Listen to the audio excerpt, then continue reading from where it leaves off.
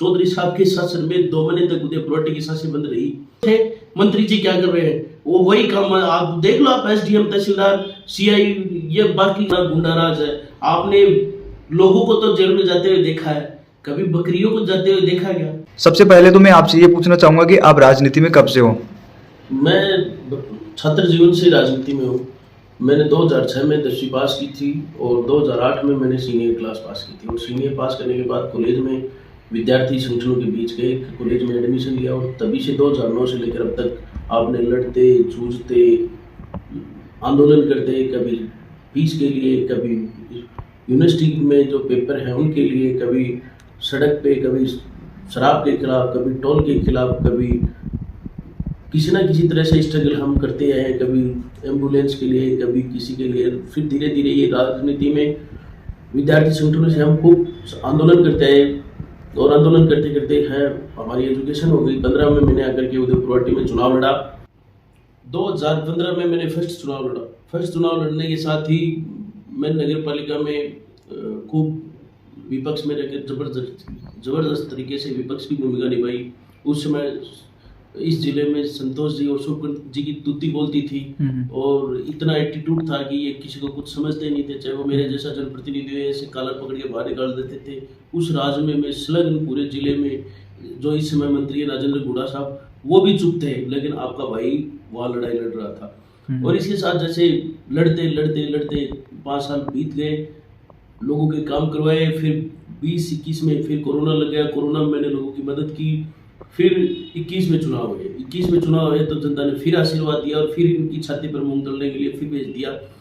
और मेरे चुनाव में मुझे अच्छे से याद है 2021 का जो दूसरी बार का चुनाव था, तो ये मेरे साथ एक संयोग हुआ कि मेरे खिलाफ सिटिंग एमएलए और फॉर्मर एमएलए दोनों मेरे खिलाफ मैदान में थे। दोनों पूर्व एमएलए और वर्तमान एमएलए दोनों मेरे को हराने के लिए, मेरे वार्ड की 13 डाड़ियों में से 8 डाड़ियों में तो मंत्री जी ने खुद ने मीटिंग की और 13 की 13 डाड़ियों में चौधरी साहब ने मतलब रोड़े गाल दिए, खाट डाल के बैठ गया। प्रधान जी माया गुजर है, उनकी ड्यूटी लगा दी। 8 दिन तक माया जी वहीं खाना पीना खाए और वहीं सोई। और तो इतनी पूरे बाजार के 10-15 सरपंच मेरे खिलाफ, प्रधान मेरे खिलाफ, गांव में इतने लोग, लेकिन जनता ने आशीर्वाद देके फिर इनकी छाती पर मूंग तलने के लिए नगर पालिका में भेज दिया। और इस तरह से हमारी राजनीतिक शुरू हुई और धीरे धीरे बचपन से लड़ते आए, जूझते आए, लोगों के काम करते आए और अब हौसला बढ़ा और अब मैं भी मुख्य धारा की राजनीति में हूँ। दूसरा मेरा क्वेश्चन आपसे रहने वाला है कि आप उदयपुर वाडी के लिए क्या करोगे आगे? उदयपुर विधानसभा क्षेत्र की ये दुर्भाग्यपूर्ण स्थिति रही कि पहले चौधरी साहब है 5 साल 60 महीने उनको बरत लिया और 15 साल से इनको भुगत रहे हैं, यानी कुल मिला के 20 साल का ये कुशासन है। दोनों लोग ही कहते हैं कि हमने बहुत विकास करवाया, लेकिन अगर सच्चाई देखें तो इन्होंने किसी प्रकार का कोई विकास कार्य नहीं करवाया। इन्होंने सिर्फ वातावरण तैयार किया और वातावरण इस तरह का खतरनाक वातावरण तैयार किया कि पता नहीं क्या करवाया। अब कोई इनसे पूछे तो अगर चौधरी साहब आपने विकास करवाए 5 साल तो आप हारे क्यों हारे चुनाव? और यही काम मंत्री जी का। मंत्री जी भी जब भाषणों में जाते तो बोलते कि मैंने बहुत विकास करवाया है। और विकास की हकीकत में आपको बताऊं, ये जाते हैं बोलते हैं मैंने विकास की गंगा बहा दी, जिसको मेरा विकास कार्य नहीं दिख रहा वो अपनी आंखों का इलाज करवाए। अब कॉमन सवाल है कि आप उदयपुर सीएससी में जाकर के देख लो, उदयपुर सीएससी है उसमें आंखों का डॉक्टर नहीं है। अब बताओ इनका विकास कैसे दिखेगा? दूसरी तरीके की जो हॉस्पिटल है, आज चाहे गुडाई का हॉस्पिटल है, चाहे उदयपुर का हॉस्पिटल है, चाहे मंडावरा का हॉस्पिटल है, इन हॉस्पिटल गुड़ा पोंख जो सीएससी है, जो पीएससी है, उनकी हालत है वो दुर्गति हो रही है, उनकी हालत खराब है। आज उदयपुर की जो चिकित्सा की स्थिति है वो बेहद खराब है। चिकित्सा की स्थिति ऐसी है कि अब महिलाएं दूर दराज से आते हैं, लेकिन अपने हॉस्पिटल के अंदर कोई सोनोग्राफी की व्यवस्था नहीं है। डिजिटल आज देश है वो चांद पे पहुंच गया, लेकिन हमारे यहाँ एक्सरे की वही पुरानी मशीन पड़ी है, वो भी डिजिटल होनी चाहिए। आज विकास का पैमाना आगे बढ़े, विकास का पैमाना। आज उदयपुर में किसी भी महिला की डिलीवरी हो तो सिजेरियन की अगर कोई समस्या हो जाए तो सिजेरियन की कोई व्यवस्था नहीं है। ये तो स्वास्थ्य की हालत है। और शिक्षा की हालत कैसी है कि आप भी एक समझदार आदमी है, उदयपुर की 36 कौम और 36 कौम के बेटे बेटियां, और वो कौम आगे कैसे बढ़ेंगी? कौम आगे बढ़ेंगी शिक्षा से, और शिक्षा ही एकमात्र चीज है जिससे हर समाज का विकास हो सकता है। विकास तब होगा जब हमारे बच्चे हैं वो डॉक्टर बनेंगे, हमारे बच्चे इंजीनियर बनेंगे, हमारे बच्चे वकील बनेंगे, तब जाकर समाज का विकास होगा, लोग समझ पाएंगे। लेकिन इन दोनों लोगों ने क्या किया, हमने विकास करवा दिया। आप बताओ, मेरे तो कोई इतराज नहीं है। चौधरी साहब ने अगर उदयपुर में कोई गवर्नमेंट मेडिकल कॉलेज खुलवाई, एक भी बता दीजिए आप कहाँ खुलवाई है। आप उदयपुर के अंदर एक भी जो जहाँ पढ़कर के बच्चे वकील बने गवर्नमेंट लॉ कॉलेज है उदयपुर में नहीं है, जहाँ पढ़कर के बच्चे इंजीनियर बने IIT कॉलेज है उदयपुर में नहीं है। ऐसे निकम्मे लोगों को विधानसभा में भेजने का अवसर मिला, जनता से भूल हो गई, विधानसभा में जाते हैं और फिर ये काम ही नहीं हो रहा इनसे। अगर मेरी वहां जवाबदेही बढ़ती है, और मंत्री जी तो कहते हैं, मंत्री जी को खूब समय मिला, राजस्थान सरकार में खूब छूट मिली कि राजस्थान का सीएम, उन्होंने अपने भाषण में कहा कि राजस्थान का सीएम मेरा मूड देख के बात करता है। जिसका मूड देख के सीएम बात करता हो, उसके लिए कॉलेज वॉलेज तो छोटी मोटी चीज है, लेकिन उन्होंने कभी प्रयास नहीं किए, क्योंकि इनको पता है अगर उदयपुर के 36 कौम का बेटे बेटियां पढ़ गए तो ये समाज आगे बढ़ जाएगा और अपनी दुकान बंद हो जाएगी। आज शिक्षा कितनी महंगी हो रही है, अगर वो शिक्षा की व्यवस्था उदयपुर में करते तो क्या हमारे बेटे सीख कर जाते, हमारी बेटियां सीख कर जाती? नहीं जाती ना। लेकिन उन्होंने उदयपुर को तोड़ने का काम किया, उदयपुर के लोगों में जहर घोलने का काम किया।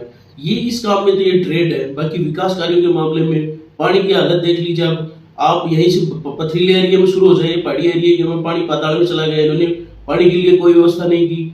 आप पड़ोस की खेतरी में जाकर देखिए, राजस्थान की सरकार ने पानी के लिए करोड़ों अरबों रुपए खर्च किए, लेकिन इस व्यक्ति की इच्छा शक्ति के अभाव में और राजनीतिक रंजिशों की वजह से ये फेलियर हो गया। इन सरकार का ड्रीम प्रोजेक्ट कुंभाराम कनाल का पानी आज तक उदयपुर के विभिन्न क्षेत्रों में नहीं पहुंचा। उदयपुर की 22 पंचायतें आज वो पानी की जो किल्लत है वो झेल रही है।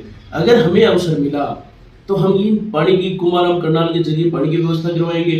अगर हमें विधानसभा में जाने का अवसर मिला तो जो उदयपुर है, गुड़ा है, उदयपुर गुढ़ा, जितने भी हॉस्पिटल है, हमारा फोकस हॉस्पिटल की जो व्यवस्था है उनको दुरुस्त करने का रहेगा।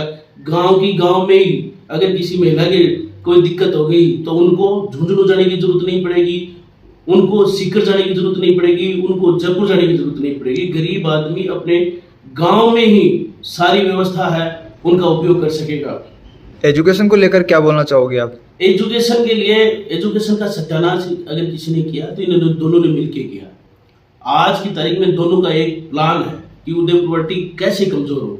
एक है वो दूसरे पे आरोप लगाता, दूसरा इस पे आरोप लगाता। ये क्या है, मूल जो जगी चीजें उनको दरकिनार करके जाति के नाम पे लड़ाना चाहते हैं, ये धर्म के नाम पे लड़ाना चाहते हैं। हम भूले नहीं है, क्या आपको पता नहीं है उदयपुर की विधानसभा में, उदयपुर के इतिहास में जहां श्री राम का अखाड़ा लोग मिलके निकालते हो, चौधरी साहब के शासन में 2 महीने तक उदयपुर की सांसें बंद रही।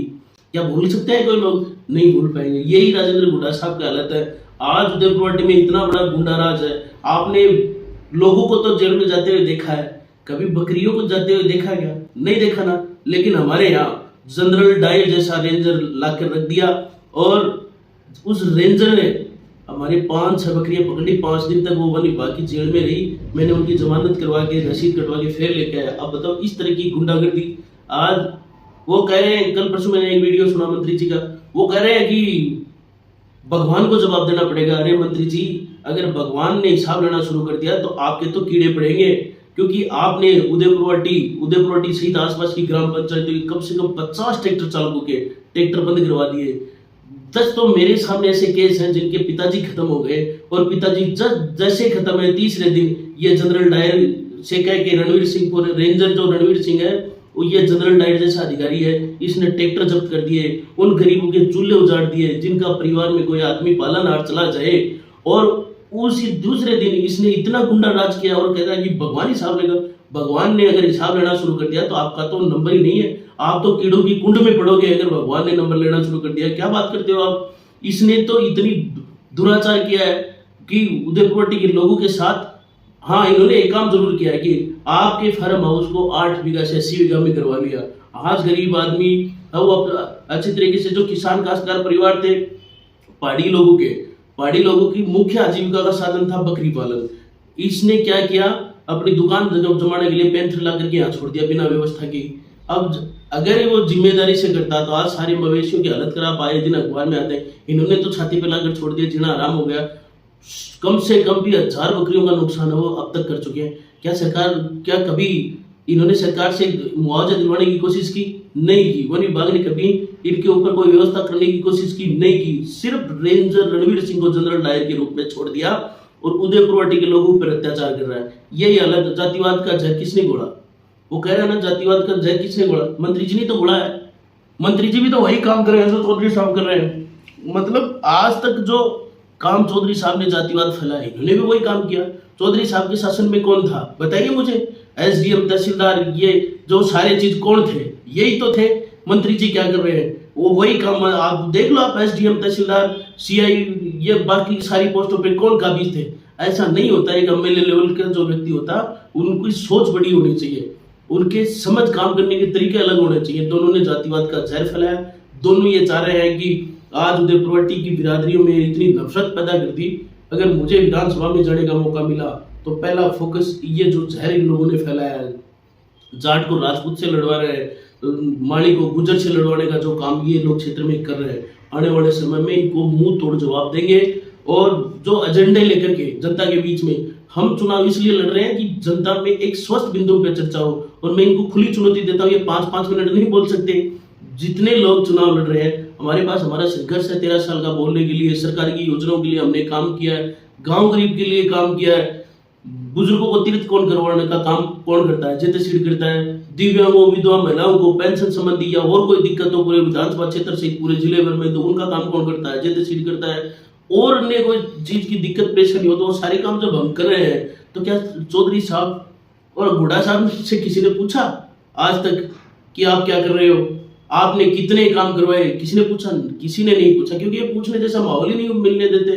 गालियां काटते हैं आपस में एक दूसरे को। ये बस गालियां नहीं, अपने एजेंडे बताओ और अपने काम बताओ। अब की बार उदयपुरवाटी की जनता काम का हिसाब मांगेगी। क्वेश्चन आपसे है कि आप चुनाव कांग्रेस से क्यों लड़ रहे हो? देखिए, राजस्थान की जो प्रदेश की सरकार है, मैं भी काफी दिनों से निर्दलीय 2 चुनाव निर्दलीय लड़े, लेकिन राजस्थान के लोकप्रिय माननीय मुख्यमंत्री अशोक जी गहलोत साहब की जो जन कल्याणकारी नीतियां है, वो इतनी अच्छी योजनाएं लेकर के आए। योजनाओं के लिए हम काफी समय से मैं काम कर रहा था। मैंने सोचा कि सरकार में शामिल होकर के लोगों को ज्यादा से ज्यादा योजनाओं का फायदा दिलाया जा सकता है, इसलिए कांग्रेस सरकार और कांग्रेस पार्टी में हम शामिल हुए हैं सरकार से। क्योंकि कांग्रेस है वो गांव गरीब की पार्टी है, भारतीय जनता पार्टी पूंजीपतियों, उद्योगपतियों और धनाशेठों की पार्टी है। इसलिए हमारे जैसा साधारण आदमी कांग्रेस के प्रति श्रद्धा रखता है। कांग्रेस एक बहुत बड़ा विचार है और कांग्रेस पार्टी में ही जो गरीब व्यक्ति है वो ऊपर तक जाकर बड़ा नेता बन सकता है। इसमें ये प्रक्रिया है, कार्यकर्ता की कदर है। इसलिए हमने कांग्रेस से अपने आप को कांग्रेस की विचारधारा से जोड़ा है और आगे काम करेंगे। एक और मेरा क्वेश्चन है कि राजेंद्र हुड्डा और चौधरी प्रभावशाली दावेदार है, आप साधारण परिवार से मुकाबला कैसे करें? देखिए, ये सिर्फ दिमाग की सोच है कि साधारण परिवार का व्यक्ति पैसे वालों का मुकाबला नहीं कर सकता। बेशक ये बात सही है कि चौधरी साहब आज की तारीख में 1000 करोड़ के आदमी है, हुड्डा साहब है वो पैसों की ताकत में कई गुना आगे है, और मेरे अंदर सिर्फ एक ही है, उनके पास बाकी कमियां हैं, मेरे पास सिर्फ एक ही कमी है कि मेरे पास पैसे नहीं है। लेकिन प्रतिभा का मूल्यांकन पैसे के आधार पर नहीं होता। इस देश में देखिए कि अब लाल बहादुर शास्त्री, नदी से तैरने वाला व्यक्ति, या वो प्रधानमंत्री के पद तक गया। साधारण परिवार के किसान में पैदा होने वाले कुमार राम जी आर्य बड़े लेवल तक गए। किसान आंदोलन में जमने वाले बहुत से नेता हैं जो आगे तक पहुंचे। जो साधारण परिवार के लोग होते हैं, प्रतिभाशाली जो लोग होते हैं, कांग्रेस पार्टी एक ऐसा परिवार है जिसमें सिर्फ प्रतिभाओं की कदर होती है। आप देखिए, एक छोटा सा काश्तकार का बेटा, फल सब्जी बेचने वाले परिवार से आने वाला व्यक्ति राजस्थान का मुख्यमंत्री बना, वो भी चौथी बार बनने जा रहा है। तो कार्यकर्ताओं की एक पार्टी है कांग्रेस पार्टी, एक बड़ा प्लेटफॉर्म है जहां प्रतिभाओं को मौका मिलता है। पैसे वाले लोगों को दूरियां, पैसे वाले लोग हैं वो पार्टी में नहीं आते, और पैसे वाले लोगों की पार्टी में सिर्फ काबिलियत देखी जाती है, या पैसे नहीं देखे जाते। इसलिए जो मुकाबला है वो पार्टी के स्तर पर मुकाबला होगा। मुकाबला करने के लिए पूर्ण रूप से तैयार है, और जनता ने मुझे अवसर दिया है, लोगों ने कहा है। मैंने तो मना कर दिया था। 36 कौम के 200-250 लोगों ने मुझे तैयार करके कहा कि आप चुनाव लड़ो, तब मैं तो चुनाव लड़ रहा हूँ, बस्ती माता मेरे साथ है, और आगे अवसर आशीर्वाद दिया। तो निश्चित रूप से जब जनता अपना प्यार दे रही है और पार्टी में अवसर मिलेगा तो निश्चित रूप से आगे बढ़ेंगे। और जनता जनार्दन, देखो जीत उसी की होती है जिसको जनता चाहती है। जनता हमारे साथ खड़ी है, क्योंकि गांव गरीब की जितनी अच्छी तरीके से हमें बारीकी से जितना जनता में मैं रहता हूँ, शायद कोई भी कैंडिडेट जनता के बीच में इतना नहीं रहता होगा जितना मैं जनता के बीच 24 घंटे खड़ा रहता हूँ।